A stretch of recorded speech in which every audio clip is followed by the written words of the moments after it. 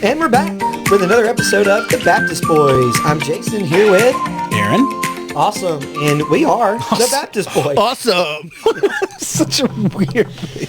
Thank you, Aaron. Yeah, no, it's no problem. Our last one got cut. So it's my phone, So sorry. Aaron's making us redo this. And so we are actually continuing in our series with What is the Difference? And we're picking up with the Episcopal Church and United Methodist Church. And so the reason people are at our church in particular, which is kind of our target audience, our primary target audience. It is our audience, yes. Yeah. And our moms. So, mainly our moms and our wives. sometimes. Mine's a little behind. Yeah. But I wonder how long it's going to take Cammie to catch to this episode. I don't know. Anyway, go ahead. All right. So next year she'll hear. She can hear us next October. So where we're at situationally, our church's physical location. We're surrounded. One side of us is a United Methodist Church. One side of us is an Episcopal Church. Correct. Now, these two are highly connected in history, and a lot of people may not realize that. So we're going to kind of dive into the history of these two particular denominations, and then we'll talk about what they believe and kind of where that maybe some oddities in both and things, especially in recent times. So we'll start with the potentially this is going to be somewhat of a shorter episode. Maybe.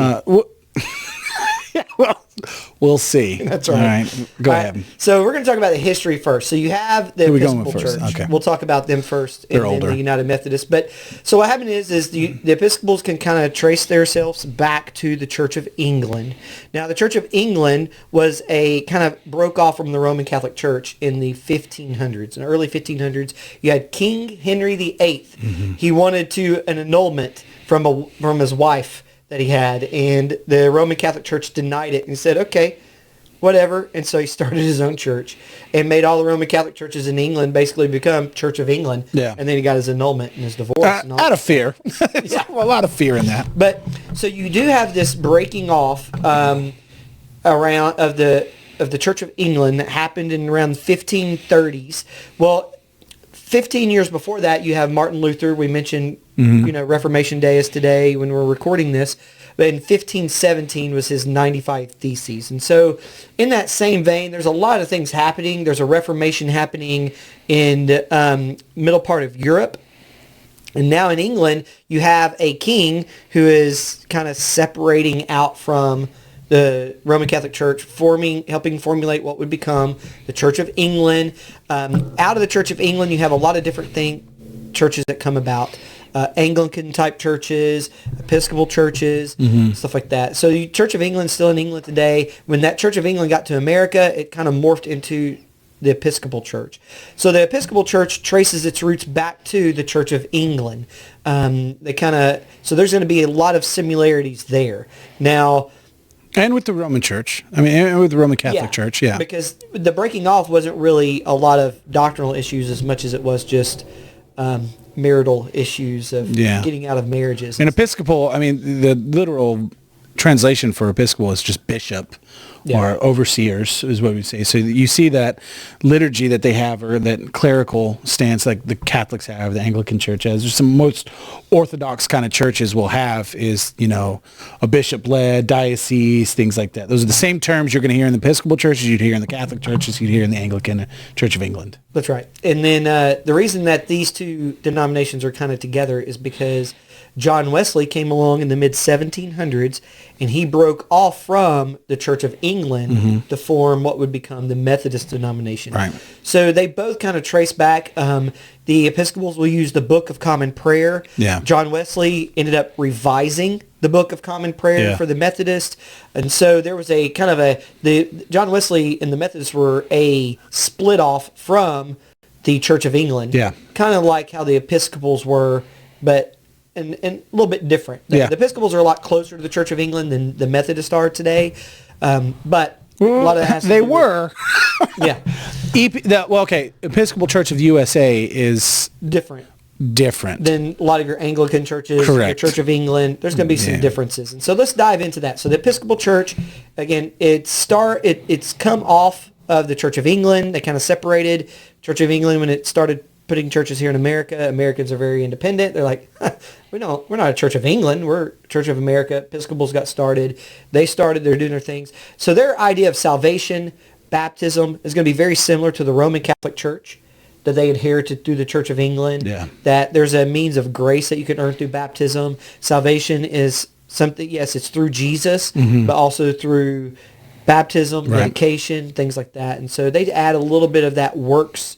You got to have Jesus plus a little bit here and there. That's their history. Now, the Episcopal Church, that most Episcopal churches you run into today are not going to be that Jesus plus, you need extra things. They're actually going to be subtracting a little bit. Yeah. Some, not all, but there's a lot of Episcopal churches that are moving more towards universalist, meaning that, hey, all roads lead to God. Yeah. Now, so within the Episcopal Church, you're going to have a wide range of beliefs now about salvation, baptism, things like that. So it's going to be hard to pin down what maybe the Episcopal Church that you're familiar with or that maybe you've seen, hey, this is what they believe. Well, you're going to have to go in there and actually find out what that individual church believes because there's a large spectrum there. But one of the other issues that separates the Episcopals maybe from some Anglicans, from the Church of England, would be gender roles and gender identity. Yeah. I'll let you have that one. Yeah. So for the most part, when I said that Episcopal Church of the United States of America, so ECUSA is what you'll find if you look it up. What you find in that history is that in around 2006, they were always friendly. We'll use that term that the world uses, friendly towards the LGBTQ+. But in 2006, we saw a major shift, a massive shift in how friendly they were. And the church then started to begin to not only ordain women, but also ordain homosexuals, open homosexuals, but the requirement was to be in a committed relationship. So if you're open homosexual and you are with your partner in a committed relationship, then you are eligible to be clergy within the Episcopal Church, which fractured the church deeply when that happened. And that was 2006 when it started. I'm not going to name the bishop's name because I can't remember it, that when she came in, but you can look it up. You'll find it. It's not hard. Her first name, I think it's like Jeffords or something like that. It's an interesting name. And then in 2009, there was another bishop that was being looked at for being an open homosexual as clergy, and that's when it came down as what are you doing? As it came down as a change to where now homosexuals and open homosexuals in committed relationship are allowed to be clergy. And then we started seeing with the transgender movement and things like that coming through, that we started seeing more and more what would we call the marginalized clergy coming through and leading worship, which also changed a lot of the interpretation that they used. It started shifting what scriptures they saw as viable, what scriptures they did not look into.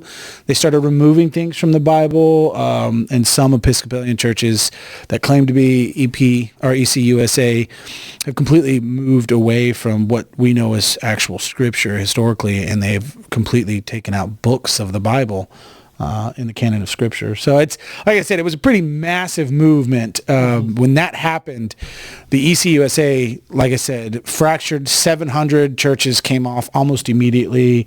The Anglican Church disavowed basically the ECUSA, and then, just a lot of mess started happening. So yeah, so the gender roles and identity, they did away with the whole idea of what the church had traditionally taught, Orthodox beliefs for, same-sex marriage, 1900 years, the Correct. whole idea of God created the male and female. Yeah.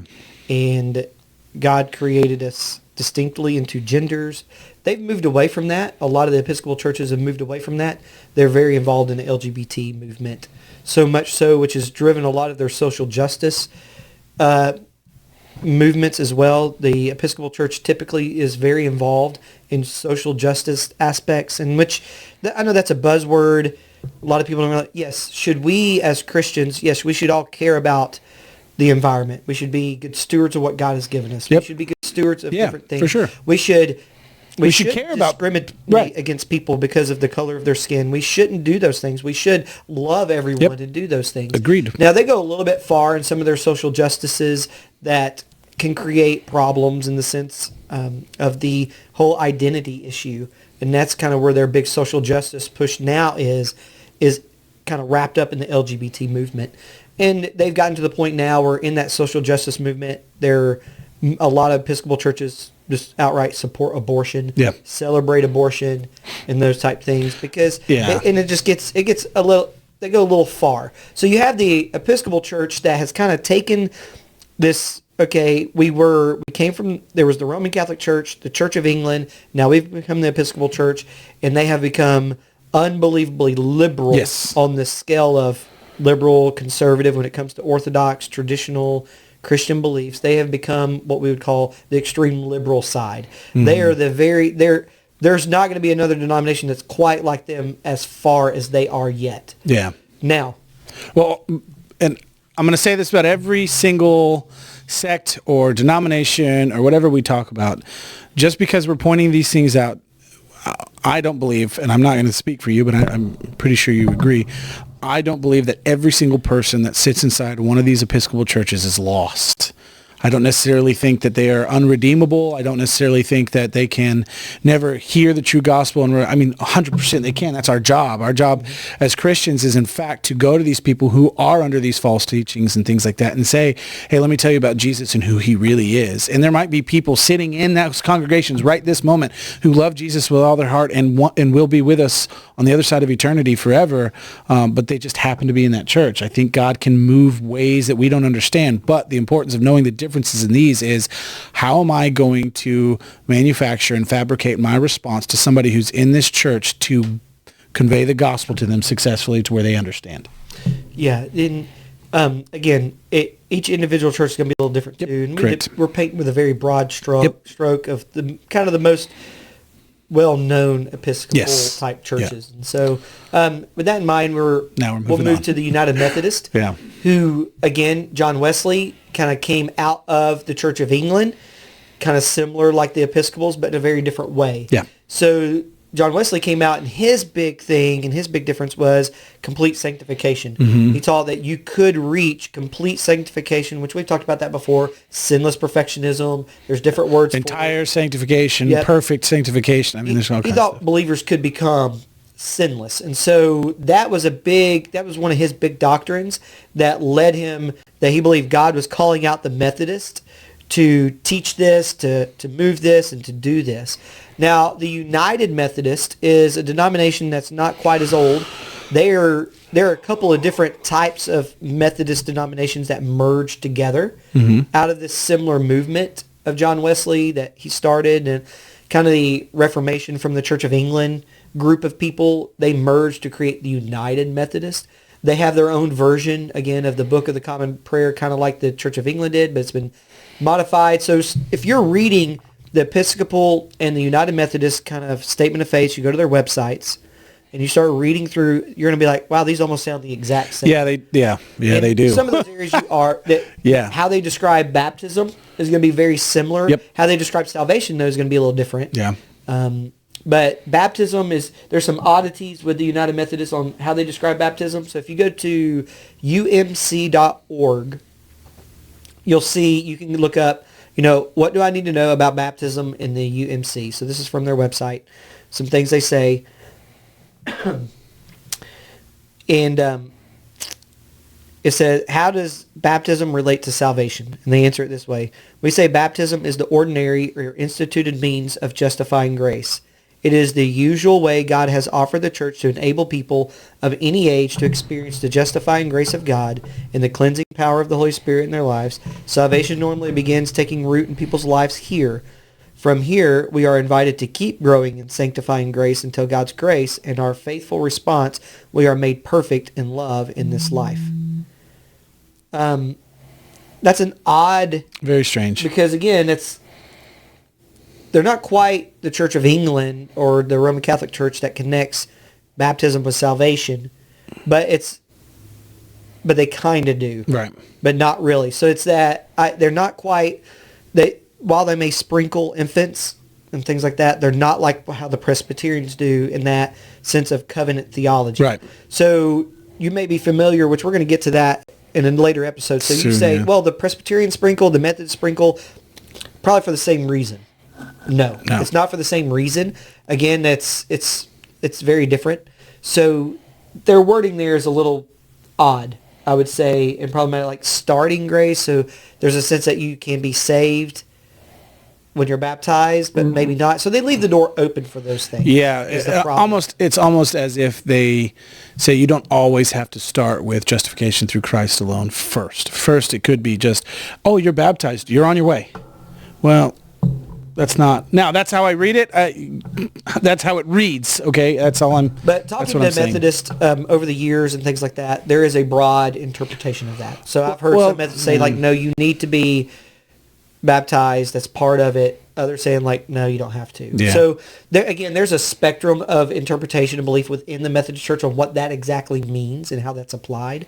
So you just have to ask your local United Methodist Church specifically what they believe and teach. And that's a simple thing. That's a simple, and I think that's one thing that we always encourage people to is you're joining a church, you're going to a church, or whatever it is, you want to know what they believe in, go ask.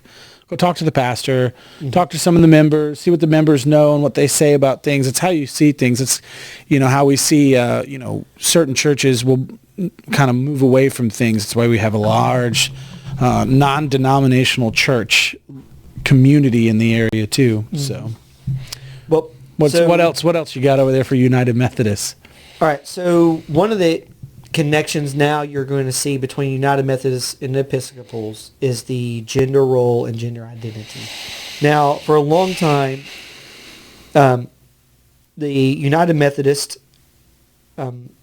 made statements like in 1972, General Conference of the United Methodists made the following statement on behalf of the United Methodists in regard to homosexuality. We do not condone the practice of homosexuality and consider it incompatible with Christian teaching. It was 1970? 1972. So the United Methodist Church, so you're going to run across older members and older people within the United Methodist Church who are like, no, we don't believe in that stuff. Right. But at their latest convention, they did change their policy, and they have now allowed, it says, with 93% approval of present delegates, the General Conference lifted the denomination's ban on the ordination of gay clergy. They have also removed penalties for clergy and churches hosting same-sex weddings. So they have now massively shifted. Over the last 5 years, there's been this brewing massive shift in United Methodist denomination, which has caused a lot of... Another fracture. Yeah, a lot of churches have left the denomination. Yeah. And some are forming what is called traditional Methodist denomination. Some are going non-denominational. But a lot of United Methodist churches now are leaving the denomination because of that new policy now, that change of what is gender identity, gender roles, and all those type things. Right. And so now the United Methodists look very similar to the Episcopal Church when it comes to LGBT community, social justice community. They've even softened their stance on abortion. The United Methodists have, where they are kind of like, well, there may be some times that abortions are okay.